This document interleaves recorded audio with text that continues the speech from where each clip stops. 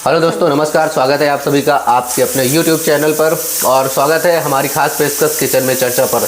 आज हमारे साथ किचन में चर्चा के लिए मौजूद हैं मिसेस यादव, मिसेस नीलम यादव। स्वागत है आपका। Thank you. तो नीलम जी बताइए, कितने दिनों से आप इस कार्यभार में हैं? Last 5 months. पिछले 5 महीने से आप इस पेशे में हैं, तो आपका अनुभव क्या रहा है? अच्छा रहा है बहुत अनुभव। पहली बार कब आप किचन में आई थी जिंदगी में? पहली बार जिंदगी में पहली बार तो मैं शादी से पहले अपने घर में आई थी किचन में। क्या बनाया था आपने? पहली बार क्या बनाया? कढ़ी। कढ़ी। आपका पसंदीदा पकवान क्या है जिसे आप बहुत चाव के साथ बनाती हैं? कढ़ी। कढ़ी। और खाती भी बड़े चाव से हूँ। मतलब आप कढ़ी बनाती भी हैं बहुत चाव से और खाती भी बहुत चाव से, और जीवन में आपका पहला पकवान भी कढ़ी ही रहा है। आगे क्या सोचती हैं आप? आगे मतलब अपने भविष्य को लेकर, किचन का ये जो भविष्य है इसको लेकर क्या सोचती हैं आगे? अच्छा है, भविष्य ब्राइट है। नहीं, जैसे कि अभी आप देखती होंगी जोमेटो स्विगी के इस दौर में, तो आपको नहीं लगता कि जो लोग ऑनलाइन घरों में खाना मंगा के खा ले रहे हैं, ऑनलाइन मंगा के, तो आपको नहीं लगता कि आप जैसे जो गृहिणियां हैं, किचन की मालकिनें हैं, इनका भविष्य खतरे में है? इनका जो प्रोफेशन है वो खतरे में है? बिल्कुल भी नहीं। हमारे देश में बेरोजगारी इतनी बढ़ गई है कि आने वाले टाइम में किचन का फ्यूचर तो इतना ब्राइट है कि बल्कि फीमेल्स क्या मेल्स भी बॉस बनेंगे किचन के। अच्छा, ऐसा आपका यकीन है? बेरोजगारी पे आप, बेरोजगारी को आप बहुत अच्छे से ऑब्जर्व करती हैं। अच्छा, आपके जीवन का प्रथम उद्देश्य था किचन में आना, या फिर आप कहीं पे ट्राई कर रही थी, फिर वहाँ सफल नहीं हुई तो किचन में आ गई? नहीं, मेरी लाइफ का एम ही यही था। कौन है आपका प्रेरणा स्रोत? कौन है कि आप किचन में आए? ऑब्वियसली सबकी मदर्स होती हैं, उनकी प्रेरणा स्रोत। कोई ऐसा वाक्य जो आपको प्रेरित करता हो हमेशा कि आपको किचन में जाना है, किचन की मालकिन बनना है? मतलब क्या होता है, यूजुअली घरों में पेरेंट्स यही बोलते हैं कि या तो तुम स्टडी बहुत अच्छे से कर लो, करियर बना लो, या तो फिर करियर नहीं बनाया तो कम से कम अपनी मैरिड लाइफ में अच्छे से सेटल हो जाओ, खाना बनाना सीख लो। अगर तुम्हें शादी करनी है और सिंगल रहना है तो फिर ठीक है। तो सिंगल लोग खाना नहीं खाते क्या?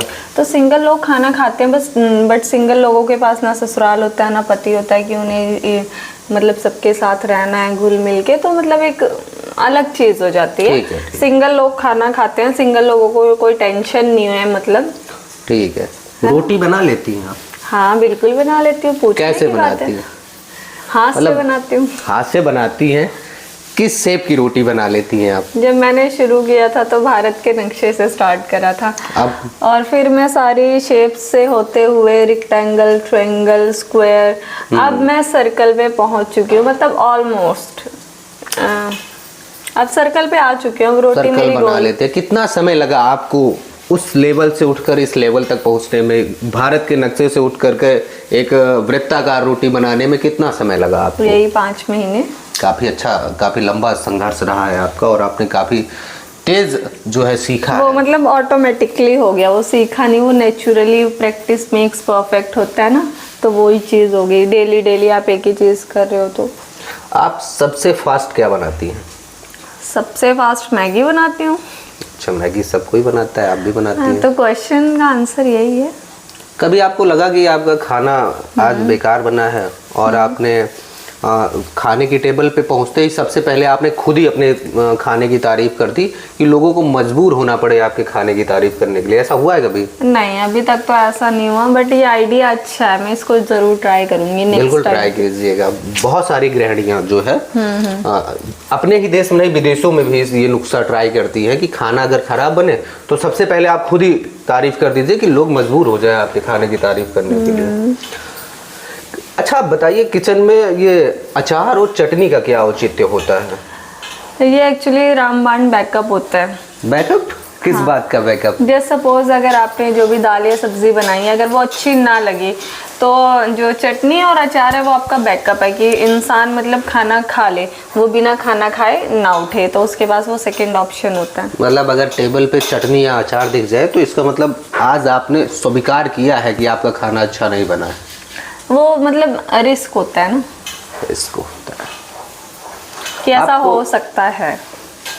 अच्छा बताइए, आपको क्या लगता है कि जैसे कि सभी लगभग सभी वर्गों के लिए लोकसभा या राज्यसभा में कोई ना कोई एक कुछ सीटें जो है रिजर्व हैं, तो आप लोगों को क्या लगता है कि आपका अधिकार, आपके अधिकारों की आवाज़ उठाने के लिए लोकसभा और विधानसभा में आपके समाज की, आपके वर्ग की जो है सीटें कुछ आरक्षित होनी चाहिए? बिल्कुल होनी चाहिए।